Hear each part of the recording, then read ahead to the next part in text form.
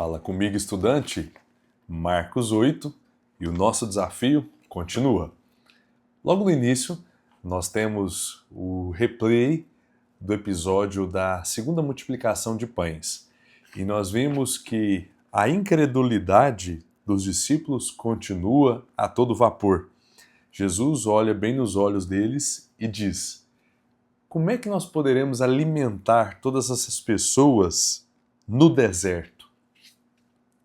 E a resposta que eles dão, mesmo depois de terem presenciado Jesus alimentar mais de 5.000 pessoas e sobrar 12 cestos, é uma resposta frustrante, decepcionante. Não mostram que tinham aprendido a lição de que em Jesus há provisão, a cura e a solução para todos os tipos de problemas, sejam eles espirituais, sejam eles materiais, como era o caso aqui, o alimento físico que o corpo precisava.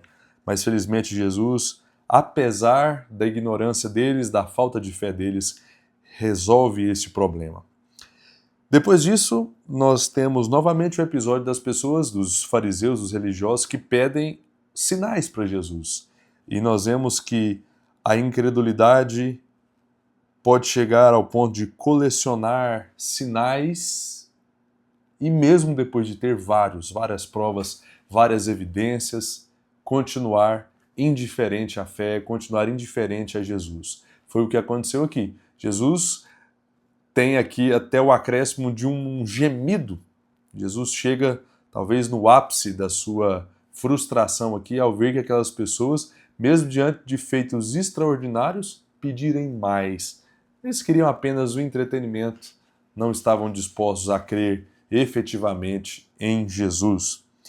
Depois disso, Jesus nos ensina que os nossos olhos devem estar mais direcionados ao mundo espiritual.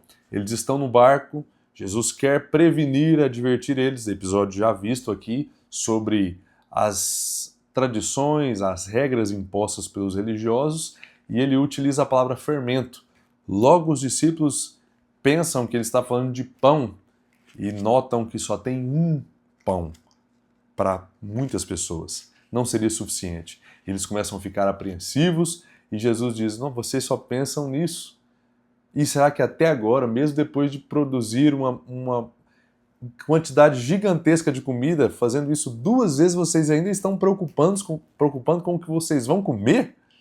Quando é que vocês vão aprender a confiar em mim, a descansar em mim?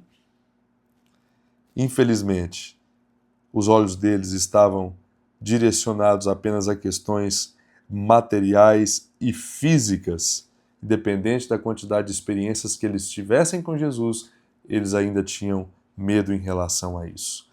Em quarto lugar, nós vemos que saliva também é bom para cegueira, só que não a sua, não a minha, a saliva de Jesus. Ele decide curar um homem cego da mesma forma que curou aquele gago e surdo. Ele passa um pouco de saliva nas suas mãos e direciona nos olhos daquele cego e ele consegue ter a sua visão restaurada. Um episódio muito especial demonstrando a misericórdia de Jesus. Esse é um episódio novo que nós não tínhamos o contato ainda. Depois disso, temos a reprise do momento em que Pedro demonstra o auge da sua sabedoria, da sua compreensão, dizendo: o Senhor é o Cristo, o Filho do Deus vivo, o Messias prometido, o Salvador de todo mundo. Mas ao mesmo tempo que nós vemos ele lá em cima, logo no episódio seguinte, ele começa a cair e vai para o chão, vai para a lona, porque quando Jesus está prevenindo os discípulos de que ele teria que morrer, sofrer bastante, ressuscitar ao terceiro dia, Pedro diz: não, o senhor não vai fazer isso. Jesus reconhece que ele está sendo influenciado por Satanás e o repreende aqui severamente. Aqui é um texto que nos ajuda a perceber essa questão da incredulidade. Por mais que eles viveram pelo menos 3 anos com Jesus, e por mais que Jesus os prevenisse aqui, como ficou bem claro, vou morrer, mas vou ressuscitar depois de 3 dias. Nós vemos lá na frente, depois que ele morre, que muitos discípulos não acreditaram quando ouviram a notícia de que ele tinha de fato ressuscitado. Então, dá para nós entendermos o porquê que hoje, alguns anos depois, a grande maioria das pessoas não creem. Mesmo com sinais isso não acontecia. Imagine hoje que nós não temos tantas evidências palpáveis assim como existia naquele tempo. Mesmo Jesus prevenindo, muitos duvidaram de que de fato ele tinha ressuscitado. Por último, nós temos uma pergunta para fazermos. Nós temos orgulho do Evangelho ou nós nos envergonhamos dele? Jesus, em uma série de recomendações que nós já estudamos também, vale destacar isso, diz que se nós tivermos algum tipo de receio, algum tipo de constrangimento em relação à sua pessoa, ele não nos confessará diante de Deus.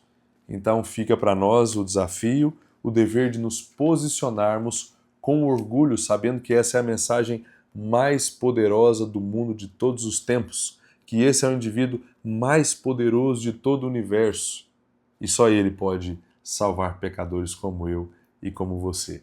Que Deus nos ajude na continuidade do nosso desafio.